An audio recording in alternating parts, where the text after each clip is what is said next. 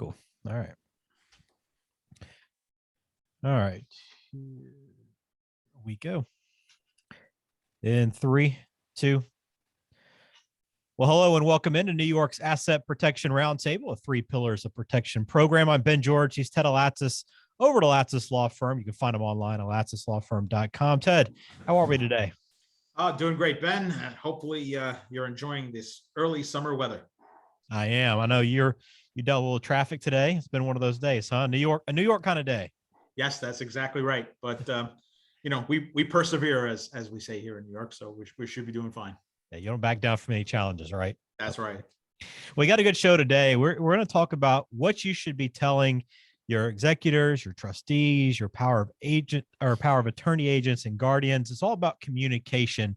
And oftentimes people think, hey, with estate planning, it's my own personal stuff. I don't need to really share a whole lot of it, or maybe the opposite. Some people like to share a lot of stuff. So we want to really talk about why it's so important to pick the right fiduciaries when you're building your estate plan, and along the way, how much do you tell the people that you've chosen, and how much do you get them involved? So that'll be the plan today. And communication is always important, right, Ted? I mean, no matter whatever aspect of life, but especially with estate planning, making people aware, letting them know your wishes is really at the core of what you do. Oh, absolutely. I mean, just by taking the step of drawing up an estate plan, you're already starting that communication and that dialogue, because at the end of the day, what you're doing is declaring these are my intentions with my estate, and I want everybody to know, or the people who I want them to know, I want them to know that this is what I want. This is what I want done. This is how I want things to go. So we're going to try to talk you through this today on this episode of New York's Asset Protection Roundtable, and make sure you know what you need to be telling people, how much you should be telling them, and how much you should keep private. So let's start with the bare minimum. Ted, once you build your estate plan, you got everything in order. What is the bare minimum you need to do for those families that maybe like to keep things private? What should they at least open up on? Well, I mean, it starts with, making sure that whoever you're going to be selecting as your fiduciary knows that you're selecting them, and what role you're kind of envisioning for them, right? So, many times, and most times this is the case, you're selecting someone who's a family member, someone who's probably even a beneficiary of the will, and that's perfectly fine, or of your estate plan, I should say, and that's absolutely perfectly fine and a great idea. But sometimes you're selecting someone who isn't necessarily as familiar with, what your wishes are, or isn't necessarily as familiar with your family dynamic. And so, speaking to that person or persons, when you're doing it, or even, in advance of doing your estate plan, I think is a good way to start. So once you kind of let them know what they've been picked for and what you want them to do, is there anything else in terms of like documents or, any contact info you should at least make sure they're aware of? Yeah, you definitely want your fiduciary, whoever it's going to be, and we'll use the term executor, but it's the same applies for a trustee or a guardian. And what you want them to know in advance certainly is, if you have a lawyer, who your lawyer is, if you have a financial planner or a financial financial advisor, who that person is. You may want them to know who your accountant is, so that you can withhold or prevent yourself from giving them more information than you really need to give them, like where your banks, where what's in your bank account, what's in your investment portfolio. Perhaps you want to keep that private. So it's important that they know that information. They also should know where your estate documents are. So if you're going to keep them, then you're going to keep them somewhere safe in the house. They should know where they're going to be. So if God forbid something happens to you, they know where to go get them. Or if it's going to be, they're going to be held in safekeeping with your lawyer or someone else like that. They should at least know where to go to go get that stuff. And then, finally, I think what they should know is, if you have any specific, say, burial or cremation instructions. They probably should know that, if they're going to be the ones responsible for making sure that gets taken care of. If not, then whoever is going to be responsible for that should know about that as well. And then finally, they really should know who your emergency contact person is, if it's not them. Generally speaking, people will rely on who the person that's going to be their fiduciary is, they're generally going to rely on that particular person to be their emergency contact.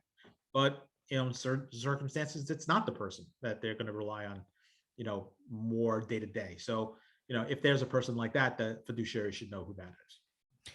If someone doesn't share this information, if you pick out your fiduciary, don't share any of this information, what are the consequences? I mean, what are we talking about here? If you don't actually divulge a lot of this stuff you've mentioned. Well, so the first thing that could happen is confusion, right? Because if at the end of the day, someone is appointed an executor and they don't know where the will is, so they don't even know that they are an executor, that there is a will with them, being appointed as an executor. Well, now your estate's kind of, left to whoever you did select, or there may be a lack of knowledge as to what your estate plan is, and it kind of defeats the whole purpose of the estate plan.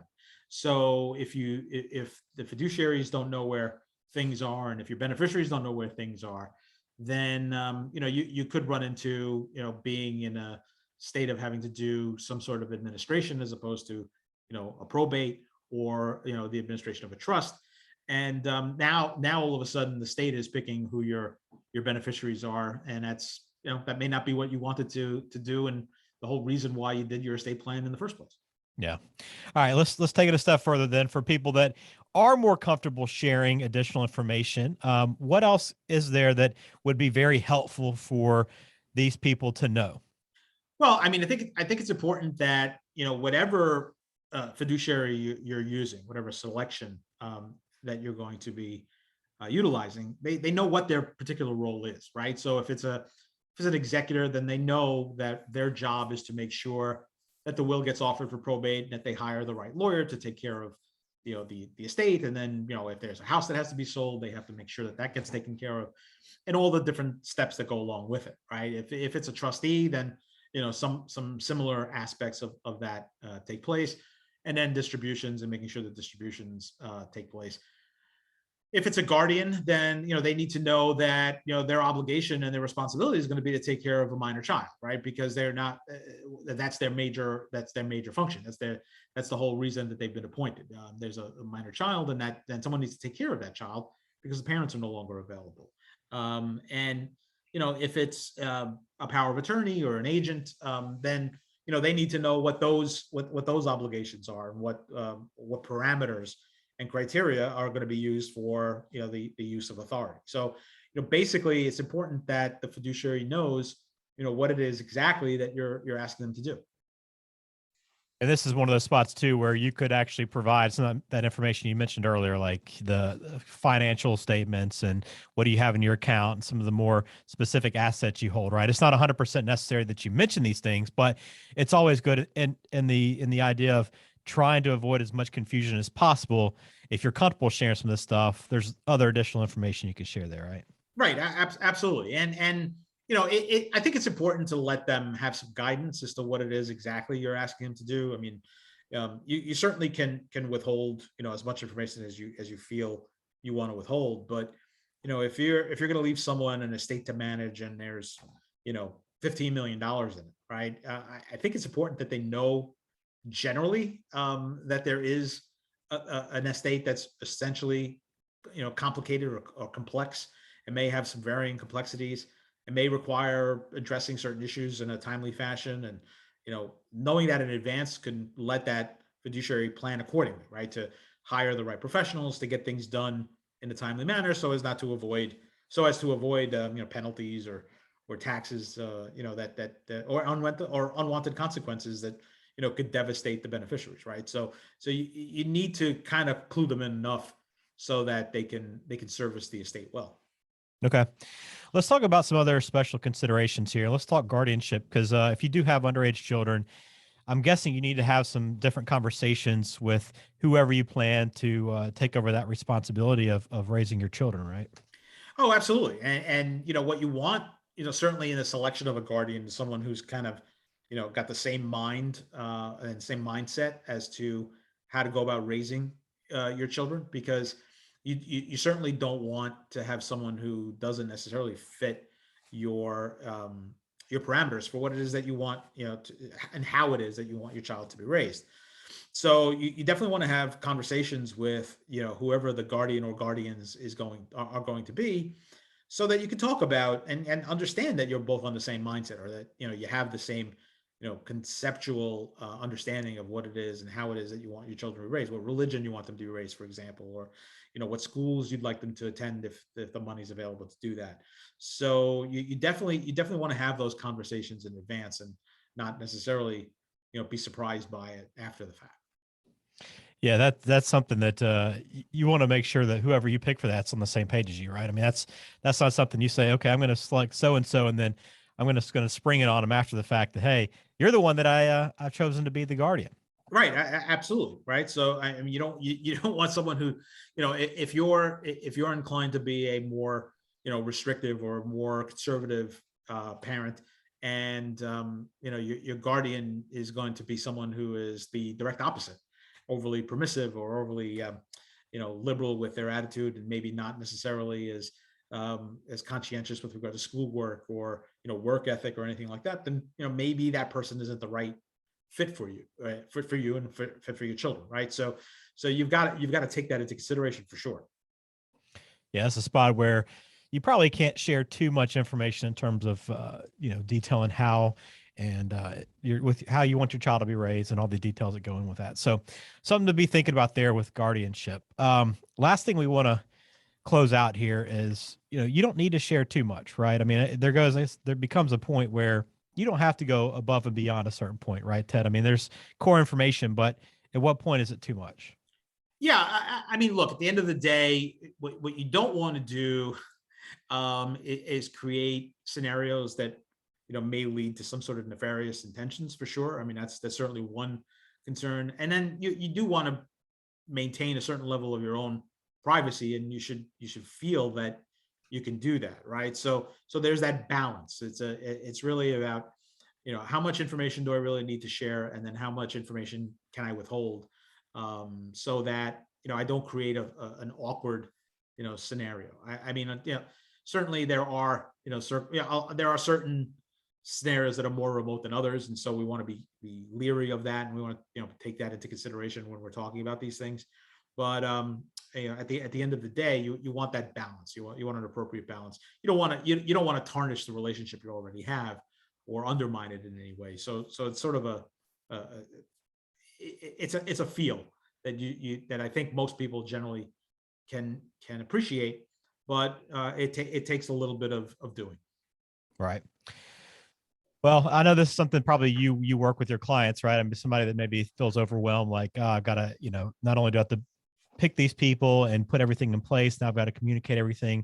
I don't want to miss anything, but I'm sure this is something that you kind of help make sure they check off the boxes along the way, and have those conversations where appropriate. Yeah, absolutely. I mean, and that's part of our process, right? So we go through a number of questions with our clients when we're going through the planning process, and we kind of you know ask our clients to think constructively about who it is that they're thinking about appointing in some of these positions, and then discuss with them whether they've actually spoken with their prospective nominees, why it is that they've selected these particular people for particular roles, and then what their thought process is, um, but without providing any value judgments, and certainly letting them kind of think through it, and then we try to discuss the appropriate way to approach it with them.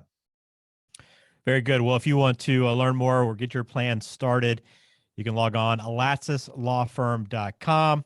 There's also the phone number right there on the website as well. But if you have a pen and paper, it's 718-233-2903. And you can always book a time to meet with Ted and that team there at Alatsas Law Firm, and start going through your estate planning process. And there's also some other great information along with our podcast archive there on the website as well. But important conversation for sure, Ted. I know this is one that it's always important to make sure communication is done appropriately and accurately and on time. So I'm glad we went through this today. Great, Ben. Yeah, absolutely. The valuable conversation to have, and certainly something that people should be thinking about when they're working on their estate plans. Well, thank you for listening to New York's Asset Protection Roundtable, a 3 pillars of protection program. For Ted Alatis, I'm Ben George. We'll talk to you soon. All right.